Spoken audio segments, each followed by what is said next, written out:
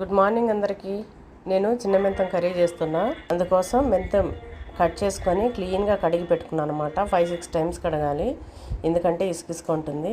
అట్లనే పచ్చిమిరపకాయలు, ఉల్లిగడ్డలు కట్ చేసుకున్నా, టమాటాలు కట్ చేసుకొని ఉల్లిగడ్డ పచ్చిమిరపకాయలు వేసి పోపులో వేసేసి వేయించేసి ఉప్పు, కారం, టమాటా ఇవి కూడా వేసేసి వేయించాలి. ఇందులో ఎటువంటి గరం మసాలాలు అవి ఇవి ఏమి వేయకూడదు, ఎందుకంటే ఇట్లా చేస్తేనే బాగుంటుంది. ఎల్లిపాయ వేస్తే తిరగబాతలు వేయచ్చు, నేనైతే ఎల్లిపాయ కూడా వేయలేదు.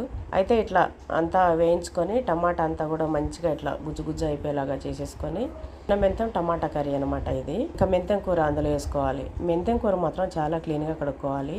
ఇట్లా చేసుకొని ఇట్లా పెట్టుకొని తింటుంటే చపాతీలోకి, రైస్లోకి సూపర్గా ఉంటుంది. నచ్చినట్లయితే ట్రై చేయండి. ఆరోగ్యానికి కూడా చాలా మంచిది. సింపుల్గా, టేస్ట్గా చాలా బాగుంటుంది. అప్పుడప్పుడు మనం ఇది చిన్న మెంతం ఇట్లా చేసుకుంటే షుగర్ పేషెంట్లకు కూడా చాలా మంచిది.